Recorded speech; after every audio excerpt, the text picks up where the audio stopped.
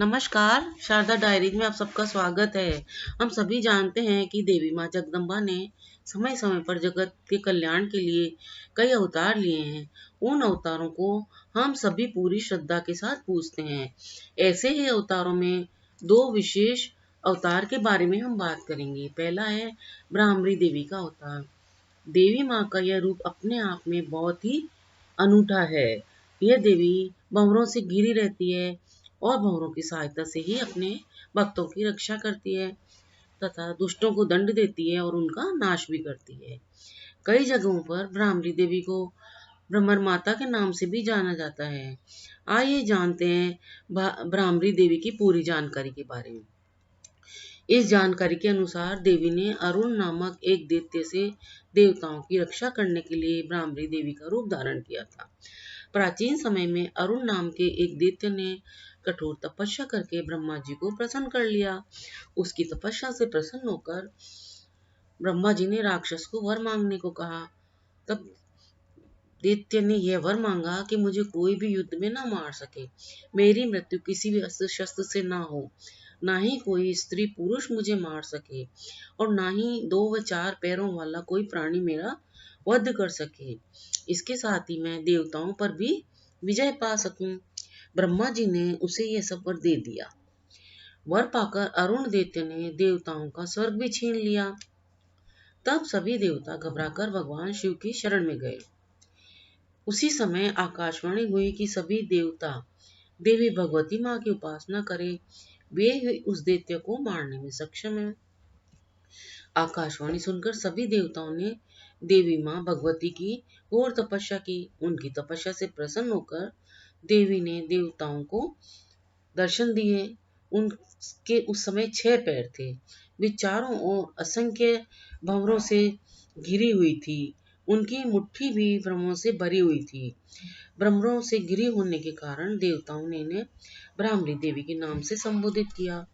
देवताओं से पूरी बात जानकर देवी ने उन्हें राक्षस के वध करने का भरोसा दिया और फिर देवी ने भ्रमरों को अरुण दैत्य को मारने का आदेश दे दिया।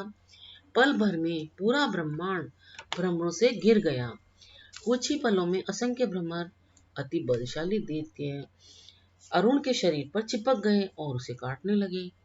अरुण दैत्य ने काफी प्रयत्न किया, लेकिन वह भ्रमरों के हमलों से नहीं बच पाया और उसने प्राण त्याग दिए।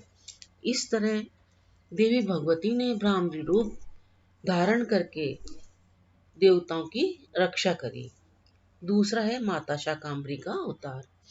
एक बार दुर्गम नामक असुर ने ब्रह्मा जी से वरदान में चारों वेदों को अपने हाथों में कैद करने का वरदान ले लिया। वेदों के जानने वालों के मस्तक पर स्थित होकर उनके मस्त से सारा वैदिक ज्ञान लुप्त कर दिया। वेदों के अदृश्य हो जाने से यज्ञ आदि भी बंद हो गए। देवताओं का यज्ञ का फल मिलना बंद हो गया। वैदिक क्रिया रुक जाने और मंत्र शक्ति के अभाव में ब्राह्मण और देवता भी दुराचारी हो गए। इसके कारण पृथ्वी पर वर्षा नहीं हुई। कुआं, बावड़ी, नदी, तालाब, समुद्र, सभी वृक्ष लताएं सब सूख गए।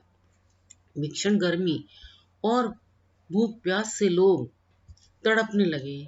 यह सब देखकर दैत्य बहुत खुश हुआ और उसने देवताओं की नगरी पर भी अपना अधिकार जमा लिया। और इसी स्थिति में देवी माँ ने अवतार लिया, जब पूरी पृथ्वी पर अकाल और सूखा पड़ा था। न खाने के लिए भोजन था, न ही पीने के लिए पानी था। दानवों के उत्साह से परेशान भक्तों ने जब कई वर्षों तक सूखा एवं अकाल से त्रस्त होकर देवी से प्रार्थना की, तब देवी इस अवतार में प्रकट हुई। उनकी इस अवतार में हजारों आंखें थी। अपने भक्तों को इस हाल में देखकर देवी की हजारों आंखों से 9 दिन तक लगातार आंसुओं की बारिश हुई, जिससे पूरी पृथ्वी पर हरियाली छा गई। पानी की कोई कमी नहीं रही। चारों तरफ जीवन रस से पूर्ण हो गया। यही देवी शताक्षी के नाम से भी प्रसिद्ध हुई और इन्हीं देवी ने कृपा करके अपने अंगों से कई प्रकार के शाक, फल एवं वनस्पतियों को प्रकट किया। इसीलिए उनका नाम शाकंभरी विख्यात हुआ। पौष मास के शुक्ल पक्ष की अष्टमी तिथि से शाकंभरी नवरात्र आरंभ होते हैं, जो पौष पूर्णिमा पर समाप्त होते हैं। इस दिन शाकंभरी जयंती का पर्व भी मनाया जाता है। मान्यता है कि इस दिन गरीबों को अन्न, कच्ची सब्जियां, फल, जल, शाक आदि का दान करने से बहुत अधिक पुण्य की प्राप्ति होती है और देवी माता प्रसन्न होती है। माँ शाकंभरी, जिन्हें शताक्षी भी कहते हैं, ने समस्त लोगों को के भरण पोषण के लिए फल, फूलों, शाकों का ढेर लगा दिया और उनमें से कुछ देवताओं और कुछ अन्य सभी लोगों को बांट भी दिए। गायों के लिए घास का ढेर लगा दिया। सभी की भूख प्यास मिटाई। इसीलिए शाकंभरी नाम से यह देवी प्रसिद्ध हुई।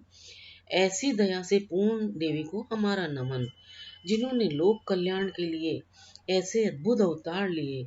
अगर आपको इस वीडियो की जानकारी अच्छी लगी हो तो कृपया वीडियो को लाइक, शेयर, सब्सक्राइब और कमेंट अवश्य करें। वीडियो देखने के लिए आप सभी को बहुत बहुत धन्यवाद।